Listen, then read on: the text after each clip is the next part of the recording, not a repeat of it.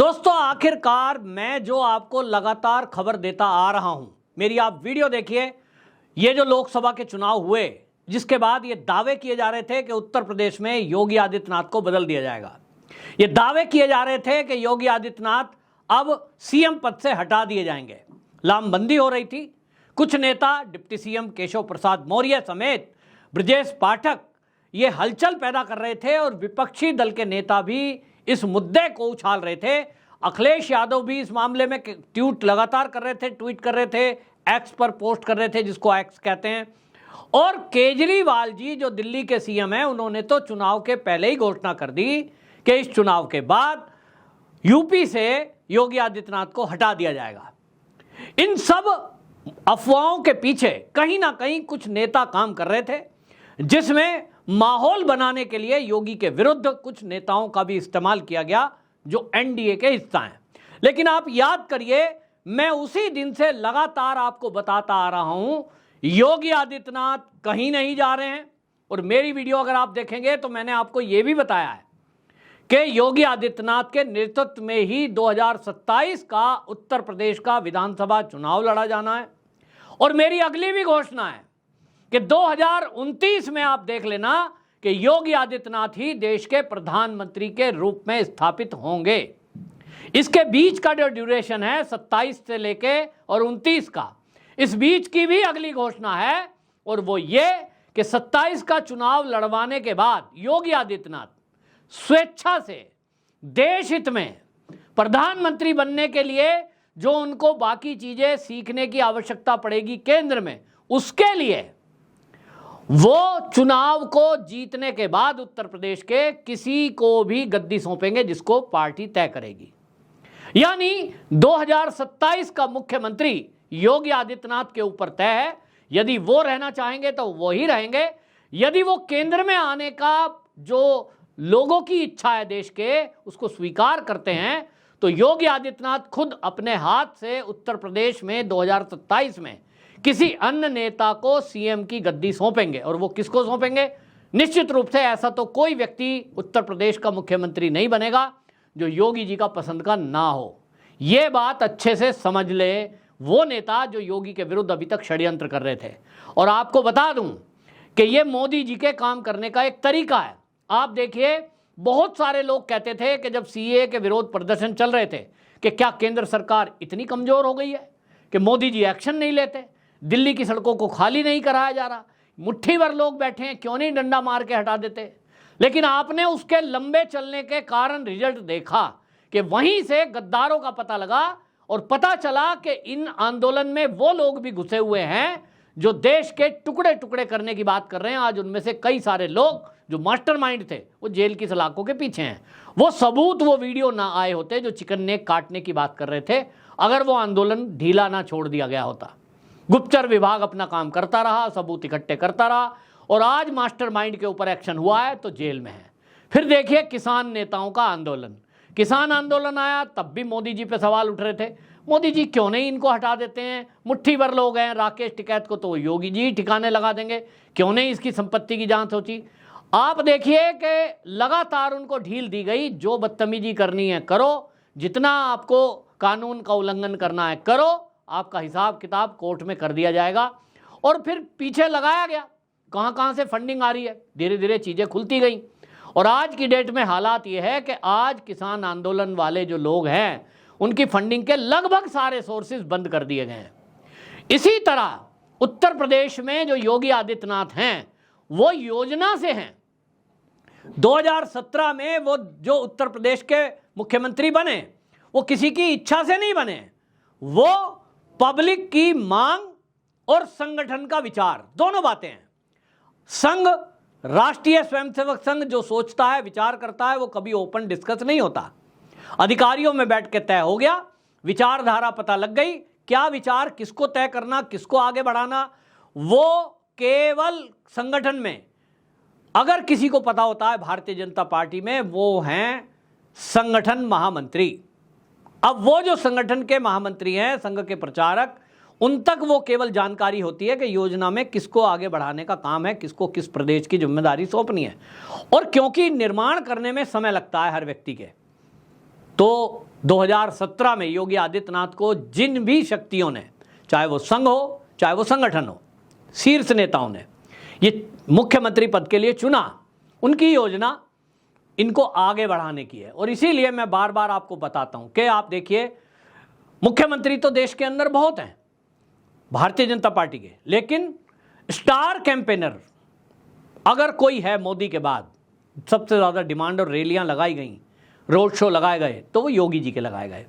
इसके बाद भी यदि कोई नेता ये सोच रहा है कि हमारे कुछ षड्यंत्र करने से, हमारे कुछ नैरेटिव फैलाने से हम पार्टी के शीर्ष को बहका ले जाएंगे, तो वो खुद मूर्ख हैं, जिनको अपनी बुद्धि पर ज़्यादा घमंड है और उनको लगता है कि संघ के अधिकारी जो हैं, जो संघ के संगठन मंत्री हैं, उनको तो कुछ पता ही नहीं है। आप कुछ बता दोगे वैसा वो मान लेंगे। उनको ये नहीं पता कि जो संघ का कार्यकर्ता है वो हर शहर, हर मोहल्ले में उनकी आंख और कान है, और वो जानकारी दे देगा जो कभी भी संगठन से जा ही नहीं सकती, जमीन की हकीकत। और इसलिए कोई ये सोच रहा है कि आप संघ के कार्यकर्ताओं को, संघ के अधिकारियों को बहका ले जाओगे, वो मूर्ख ही हो सकता है और कोई नहीं। कुल मिलाकर मेरी जो बात थी, जो मैं कह रहा था, दावा कर रहा था, वो आज सिद्ध हुई। और अब प्रदेश अध्यक्ष ने बहुत देर में बयान दिया है, लेकिन बयान दिया कि योगी आदित्यनाथ यूपी के सीएम रहेंगे और इन्हीं के नेतृत्व में 2027 का चुनाव लड़ा जाना है, तब तक ये तय है। अब यही बात मैं आपको पहले दिन से बोलता आ रहा हूं, लेकिन हम देख रहे थे सोशल मीडिया और मीडिया पे किस तरह की चीजें चलाई जा रही थी कि साहब ये देखिए 2 डिप्टी सीएम मीटिंग में नहीं जा रहे हैं, ये देखिए अब 2 डिप्टी सीएम दिल्ली आ गए, ये देखिए अब कार्यालय में देखे गए, अब तो बस कुछ होने ही वाला है, अब तो बस केशव प्रसाद मौर्य को सीएम बना ही रहे हैं। कोई कुछ कह रहा है, कोई कुछ कह रहा है, कोई कुछ कह रहा है, और इधर फिर रिपोर्टें लीक हो रही हैं। मैंने आपसे पहले भी वीडियो में बताया कि योगी आदित्यनाथ के विरुद्ध जो पुलिंदा बांधा गया, जो बहाने लगाए गए, उन सबको एक एक करके मैं आपको पहले भी बता चुका हूं, उनको आरोप लगाए गए। अभी उसी कड़ी में आपको बता दूं, अनुप्रिया पटेल जो अपना दल की हैं, वो मोदी जी से मिल रही हैं, संजय निषाद वो मोदी जी से मिल रहे हैं, और उनके द्वारा कहलवाया गया होगा, ये मुझे लगता है कि साहब योगी जी ने जो नौकरियां दी हैं उसमें ओबीसी को आरक्षण नहीं दिया। यही बात केशव प्रसाद मौर्य सिद्ध करने की कोशिश कर रहे हैं। तो 2-3 अफवाहें जो फैलाई गई यूपी में, उसमें कुछ हकीकत भी है, कोरी अफवाह नहीं है कि अधिकारी सुनते नहीं, वोटर लिस्ट में बहुत गड़बड़ी हुई, और साहब कार्यकर्ताओं का सम्मान नहीं होता, कार्यकर्ताओं की कोई सुनता नहीं। आज आपको मैं बता रहा हूं कि जो ये योगी जी के विरुद्ध चीजें कर रहे हैं, आपको बता दूं कि उत्तर प्रदेश के 75 जिलों को 3 भागों में बांटा गया, 25-25-25, और यह तय किया गया था कि ये जो 25 जिले हैं ये योगी जी देखेंगे, ये 25 जिले केशव प्रसाद मौर्य देखेंगे, ये 25 जिले इनको ब्रजेश पाठक देखेंगे।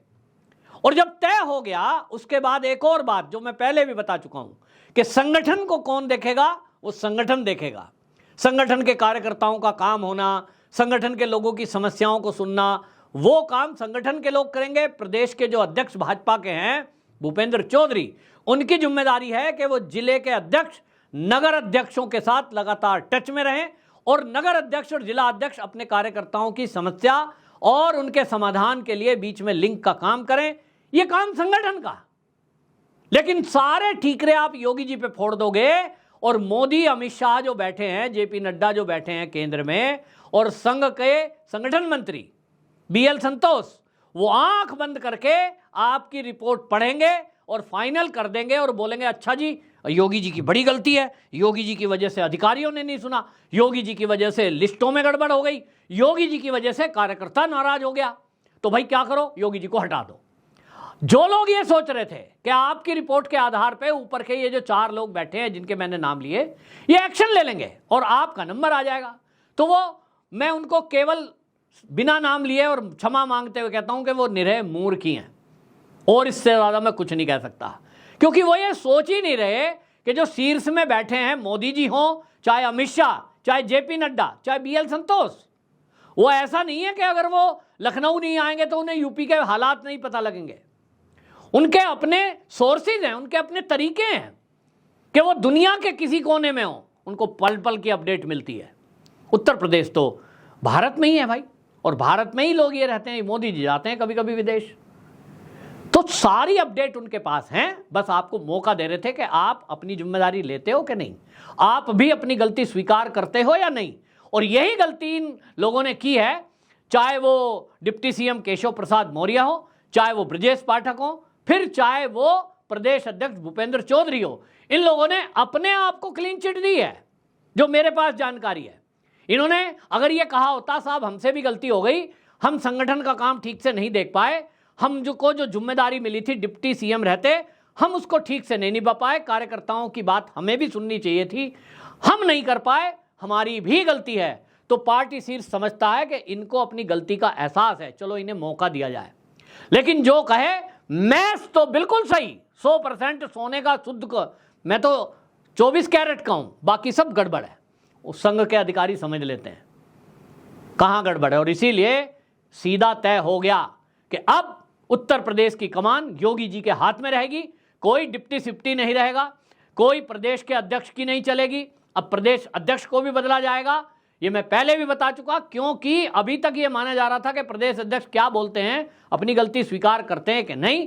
अभी तक सोचा जा रहा था उपचुनाव आ रहे हैं उसमें क्या होगा, लेकिन अब पार्टी को सब समझ में आ गया कि ये लोग सहयोग करने से रहे, इनके चलते तो वही हाल होना है जो अभी चुनाव में हुआ। ये टांग खिंचाई करेंगे, ये नैरेटिव बनाएंगे, ये विपक्षी दलों को मौका देंगे कि वो बीजेपी की सरकार पर और योगी पर उंगली उठाए। और इसीलिए पूरी जनता की उत्तर प्रदेश की मांग है, यदि पार्टी के शीर्ष केवल मेरी वीडियो के नीचे जो कमेंट जनता लिख रही है यूपी के, उनको पढ़ लें, तो लोग लिख रहे हैं कि भाई भूपेंद्र चौधरी को हटाओ, केशव प्रसाद को हटाओ, ब्रजेश पाठक को हटाओ। ये 3 लोग जब तक यूपी में रहेंगे यो योगी जी को कुछ करने नहीं देंगे, और इसीलिए इनको हटाना जरूरी है। हटा के देख लो, नया लोग ले आओ। अभी पार्टी के चुनाव जो होने हैं, उपचुनाव 10 सीटों पर, उसमें समय है, और तब तक बड़े कमाल हो सकते हैं जब नया बंदा आएगा, नई तरीके से काम करेगा। एनर्जेटिक लोगों को आगे लाओ, और ऐसा व्यक्ति आगे लाना चाहिए जो योगी जी का विश्वास पात्र हो, योगी जी के साथ कंधे से कंधा मिलाकर चले। डिप्टी सिप्टी बनाने की जरूरत भी नहीं है, मंत्री पद दे दो, अपना अपना मंत्रालय संभालें और फिर ठीक से काम करें। ये जो है अगर करेंगे, हाँ एक डिप्टी बनाना जरूरी है, और वो दलित वर्ग से होगा तो शायद दलितों के काम हो, दलितों में एक मैसेज जाए, मुझे समझ में आता है ऐसा करना चाहिए। ओबीसी कम्युनिटी से भी ले सकते हैं वोट बैलेंस करने के लिए, वो पार्टी तय करे, लेकिन योगी जी को फुल पावर केंद्र की तरफ से मिल गई है, और अब के उनको पूरा फ्री हैंड दिया गया है कि आप अपने तरीके से प्रदेश को चलाइए।